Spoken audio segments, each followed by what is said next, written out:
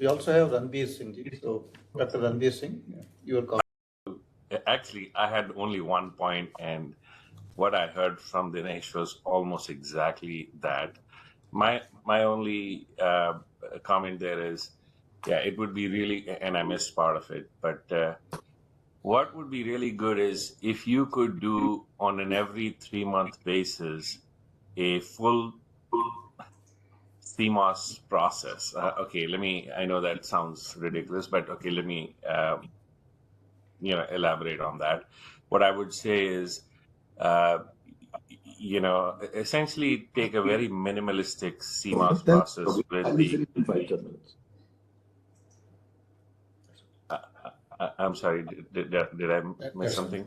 No, that's Okay, so my point is take a very minimalistic CMOS process, let's say 8 or 10 mask process. It doesn't have to be very high resolution, doesn't have to be much.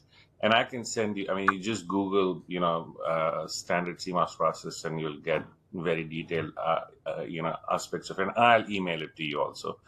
And essentially have a cohort of, let's say, 10, 15, 20, 30 students, either your own or from outside, have it be a separate sort of a fab course in which they go through a basic design of, let's say, a ring oscillator or something like that, and just, teach them how to lay out, teach them how to process in the lab, and then do the testing, and then have it be presented, or not presented, but so on. And really, I think what the main issue here, I believe, is that in India, education is paramount, in my opinion, in terms of creating the workforce for semiconductor industry, and having a basic understanding of how the entire process flow for a CMOS is exactly what it is needed from our facility. But other than that, yeah, I've gone through your slides. It's a heroic effort, frankly. I really, really appreciate the work that has been done, but I do think this is missing. My other point, if I may, is that having equipment there is really good, but I would like for you to look at cost consciousness of equipment, in terms of, I know most of your equipment is quite reasonable, but still having every aspect of the fab, for example, mask, aligners that are maybe just basic, even 1 micron, 2 micron is fine. But have a complete set, for a CMOS, for example, metallization, dielectric deposition, annealing, etching, and so on. So have a complete set, but have some cost consciousness on it. I would not encourage you to go into things like, I don't know, steppers or e-beam lithography or exotic things. Have a basic thing. Thank you. Thank you, Dr. Singh. In fact, these facilities, one can make a 3-mask, 4-mask processes right now in our clean rooms. Anything beyond that, the complexity, as the complexity goes up, the yields will go down, because these clean rooms are not really, meant for beyond 3-4 masks. But all our students, as I understand, undergo some fabrication process. Right. So currently, Dr. Singh, there are a few courses like on the postgraduate level, we have a IC fabrication course.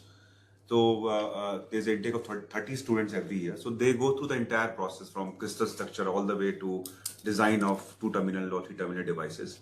And there is another course called MEMS course, where we have the entire development of sensors actually. And there are other courses in chemistry department and few other courses where they don't do the entire process cycle, but a part of it actually. But I think your suggestions are very good. We have to do the entire flavor of it, starting from VLSI, EDA tools to the device development. I think that's where our new master's program is Semicon. There will be few courses where we'll talk about the entire landscape. We are starting a MSc program now. Okay.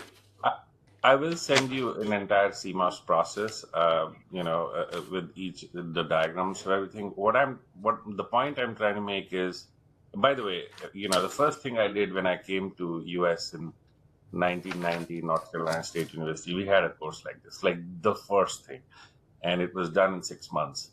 My point here is if you can make it as a standalone thing that you can offer not only to your students but outside, the need of the hour is, workforce development in the semiconductors.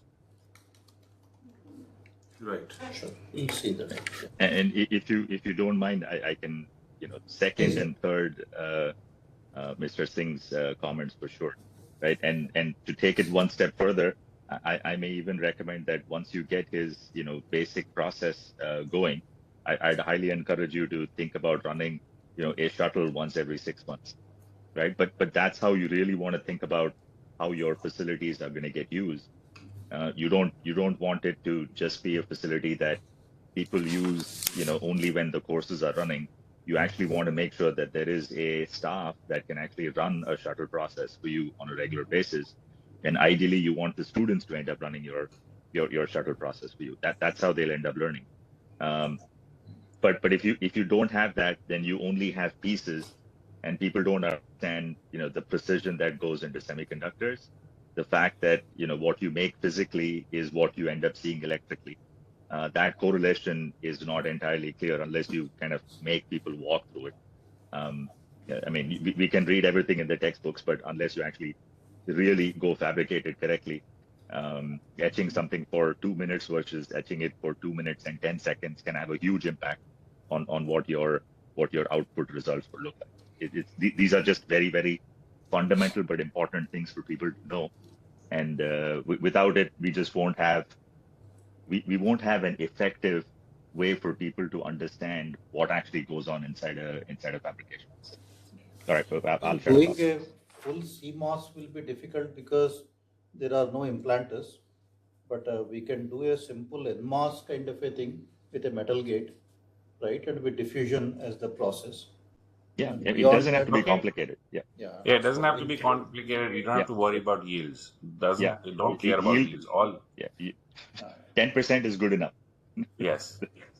Professor Saraswati is also here. So I think most of the times we all do MOS capacitors, and then students fabricate them, characterize them, study the CV, and then do the entire analysis of do the modeling, reproduce the CV, measured experimentally with the simulation. The MOS caps, many institutions in India do, but making a transistor, NMOS is possible with diffusion kind of a thing with metal gate. So these kind of things we can attempt as a course structure.